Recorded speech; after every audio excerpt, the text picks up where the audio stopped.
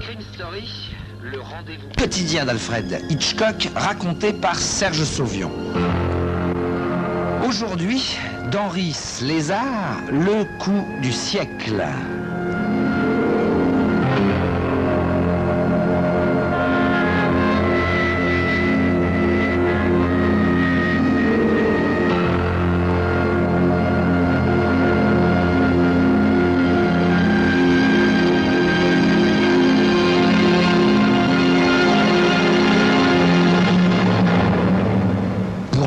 Que les bruits de couloir de l'agence de publicité Bliss & Beckerfield donnent déjà comme lessivé, Harrison Fell a l'air bien gai ce matin-là. Hilda, sa secrétaire, a droit à un retentissant « Bonjour mon chou » et au sourire le plus éclatant de son patron.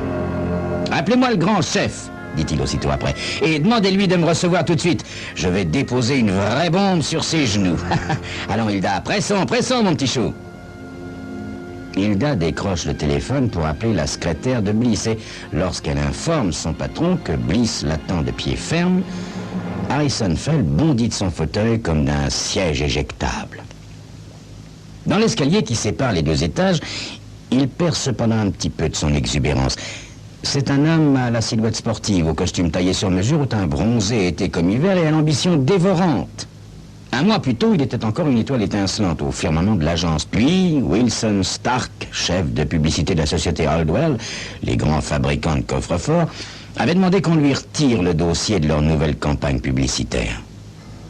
Pour Harrison Fell, tout le monde était responsable de l'échec de cette campagne. Le rédacteur, un ivrogne. Le maquettiste, un fasciste. Le réalisateur de télévision, un drogué. Tout le monde, sauf lui. Mais Bliss, vieux renard de la publicité, a calmement désigné le seul et unique responsable du désastre, Harrison Fell. Et lorsque Fell entre dans son bureau, il ne prend même pas la peine de le saluer. « Je vous donne 5 minutes, Harrison, dit-il froidement. 5, pas une de plus. M'en faudra pas davantage, patron. Je tiens le remède miracle pour la Haldwell, tout simplement. » Vous l'avez déjà dit une fois, Harrison, fait sèchement Bliss. Oui, patron, mais ce que je vous propose aujourd'hui, c'est la meilleure idée publicitaire qu'on ait jamais conçue pour un coffre-fort. Vous connaissez le nouveau modèle que la Haldwell se prépare à lancer, n'est-ce pas? Le 801, celui-là même. Eh bien, nos autres idées étaient peut-être un peu minces, mais cette fois, j'en tiens une du feu de Dieu, patron. C'est une idée qui a du muscle. Attendez un peu que je vous l'expose. J'attends, Harrison, j'attends. D'un geste théâtral, Fell sort de sa poche une coupure de journal. Il la pose sur le bureau de Bliss et recule d'un pas, les bras croisés. Bliss voit la photo d'un homme aux cheveux clairsemés et aux grands yeux candides. « Qui c'est ce gars-là » demande-t-il.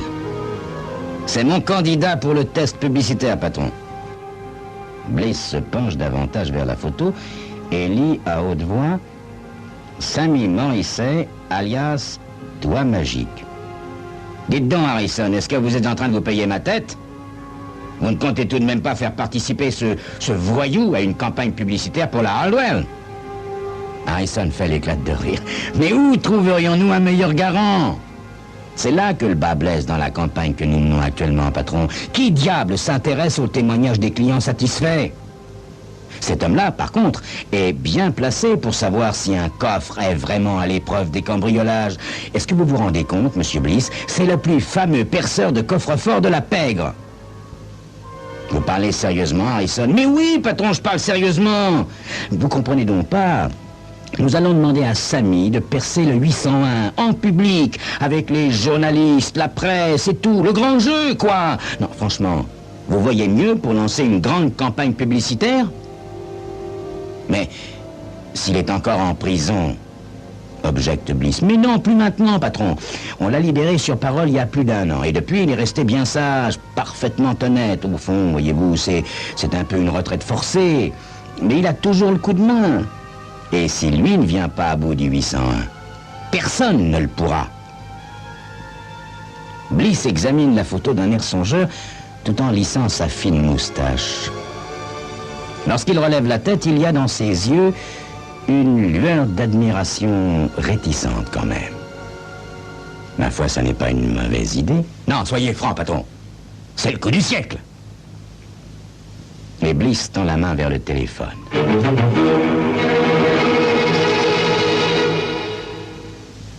Il est presque midi lorsque, quelques jours plus tard, Harrison Fell gare sa Jaguar devant le perron aux marches branlantes de l'immeuble vétuste où habite Sammy Morrissey. La logeuse, cigarette au bec et haleine avinée, le guide jusqu'au dernier étage où Sammy Morrissey vit peut-être dans l'honnêteté, mais sûrement dans la pauvreté. Fell est déçu en voyant Sammy.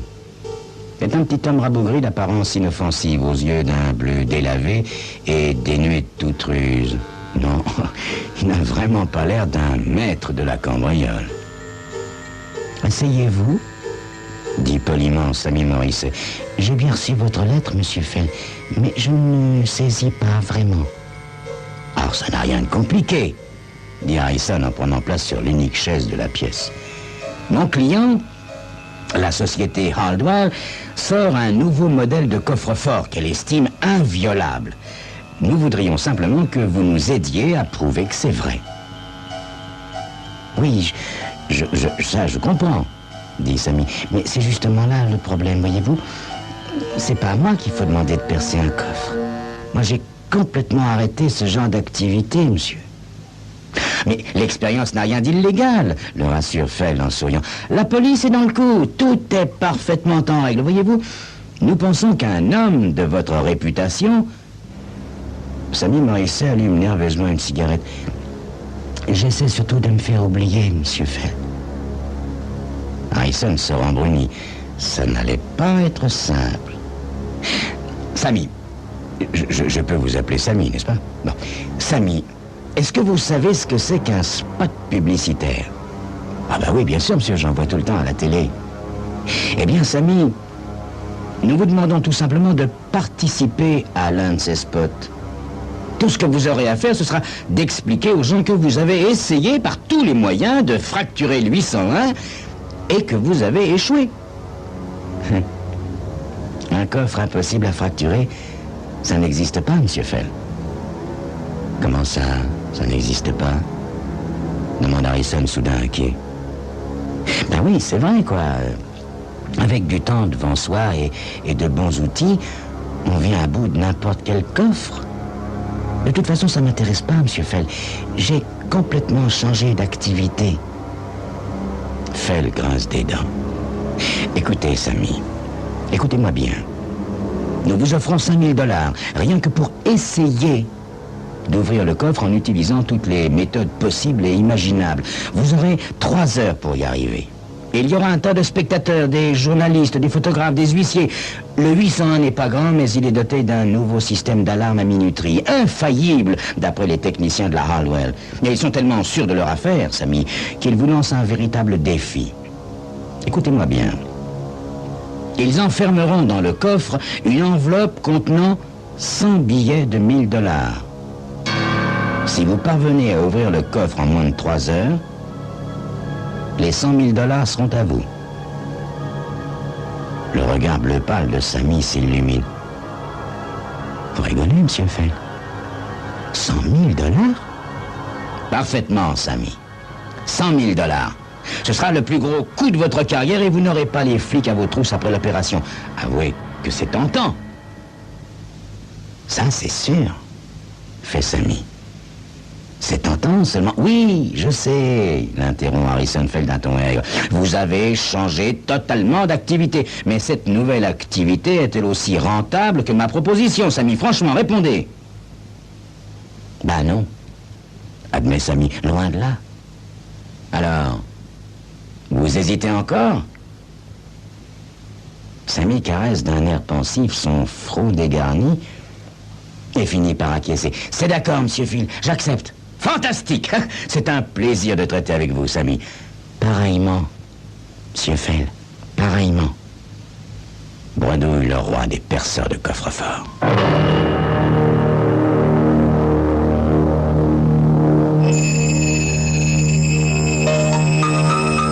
Alors, qui sera le vainqueur? Le champion des perceurs de coffre-fort ou le fameux modèle 801 réputé inviolable? C'est ce que vous saurez dans quelques instants.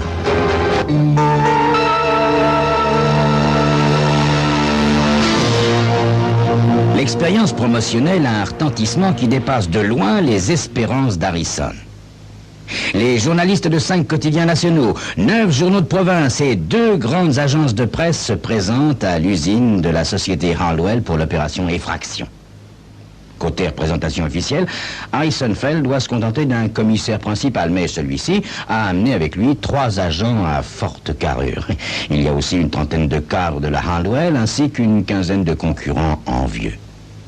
Bliss, le patron de Fell, trône sur l'estrade aux côtés de Wilson Stark, chef de publicité à la Hardwell, aussi rayonnant de fierté que si l'idée avait été de lui.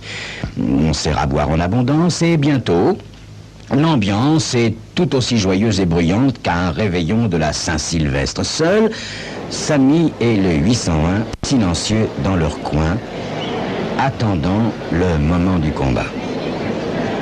Finalement, Harrison Fell, s'adjugeant le rôle de maître de cérémonie, grimpe sur une chaise pour attirer l'attention du public. Messieurs, s'il vous plaît, puis-je vous demander un peu de silence? Merci. Messieurs, je tiens à vous remercier d'être venus si nombreux et je suis sûr que vous ne regretterez pas le déplacement. Permettez-moi de vous présenter sans plus tarder les invités d'honneur de la soirée. À ma droite, le Hardwell 801, 1250 kilos, champion du monde des coffres forts. C'est lui. À ma gauche, Sammy Morrissey, alias Doigt Magique, 51 kilos. C'est l'autre. C'est Sammy qui recueille le coup d'applaudissement et le commissaire lui-même s'y joint de bon cœur. Ravi de tenir la vedette, Harrison Fell enchaîne avec de grands gestes théâtraux. Ainsi que vous le savez tous, Sammy Morrissey détient le record du monde, toute catégorie dans sa spécialité, l'ouverture des coffres forts. Cependant, la société Hardwell est persuadée que le 801 résistera à Sammy. Elle en est même tellement convaincue qu'elle lance cet incroyable défi. Il sort alors de sa poche une grande enveloppe blanche. Cette enveloppe, messieurs, contient 100 billets de $1000. Je dis bien 100 billets de $1000. 100 000 $. Monsieur Gardy, voulez-vous, je vous prie, ouvrir la porte du coffre? Gardy, un gardien de la Hardwell, s'exécute. Et maintenant, monsieur Gardy, veuillez s'il vous plaît placer cette enveloppe à l'intérieur du 801. Gardy s'exécute une nouvelle fois. À présent, monsieur Gardy, il ne vous reste plus qu'à verrouiller le coffre et régler le mécanisme sur 9 heures. D'un geste puissant, Gardy claque la porte en acier et tourne les boutons. Messieurs, le sort en est jeté, dit Harrison Fell à la foule silencieuse. La société Hardwell, ici présente, met au défi le plus grand perceur de coffre-fort d'Amérique, l'honorable Sammy Morrissey, alias Doigt Magique, d'ouvrir le 801 avant minuit. En cas de succès, le contenu de ce coffre deviendra la propriété exclusive de M. Morrissey. Êtes-vous prêt, Sammy? La pomme d'Adam de Sammy s'agite comme affolée. Je suis prêt, dit-il dans un souffle. Harrison Fell se tourne à nouveau vers Gardy. Monsieur Gardy, veuillez s'il vous plaît remettre à M. Morrissey les instruments qu'il a demandés et qu'il a lui-même vérifiés. Gardy s'avance, poussant devant lui un long établi métallique chargé de toutes sortes d'outils. « Vous pouvez y aller, Sammy !» déclare Harrison Fell. « Et que le meilleur gagne !»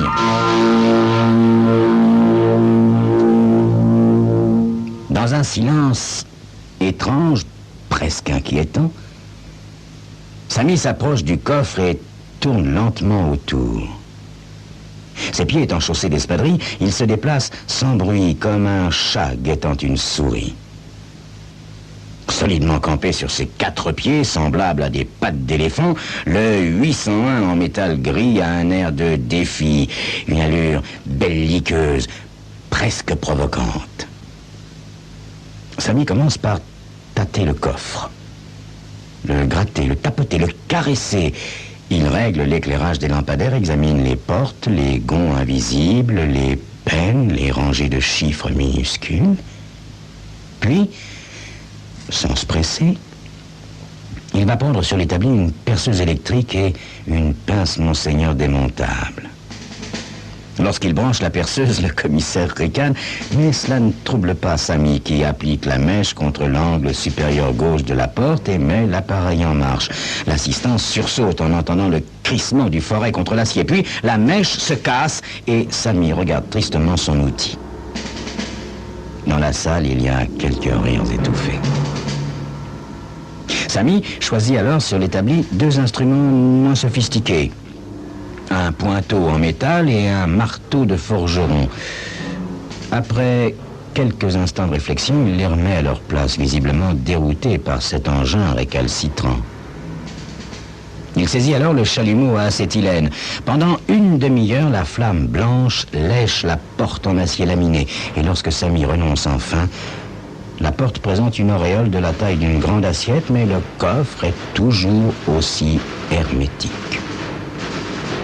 Il est déjà plus de 11 heures lorsque Harrison Fell, toujours souriant mais un peu nerveux, voit Sammy tendre la main vers la fiole de nitroglycérine.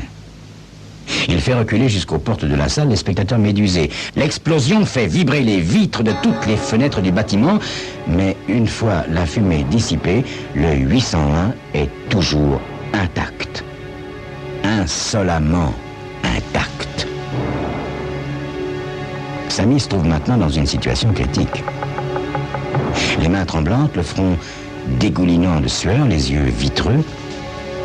Il écoute le bruit des cliquets à l'aide d'un stéthoscope. Les rires se font moins discrets. Sammy a ouvert des coffres en les perçant, en les fracturant, en les éventrant ou en les attaquant au chalumeau, mais jamais, jamais il n'a réussi à en ouvrir un, rien qu'au toucher. D'ailleurs, personne à sa connaissance n'a jamais réalisé pareil exploit. Quelques secondes avant l'heure, fatigué, vacillant comme un homme ivre, Sammy s'empare du marteau de forgeron, rassemble ce qui lui reste de force et abat la masse contre la porte dans un bang retentissant. Alors, épuisé, les épaules voûtées, il baisse la tête, l'air vaincu.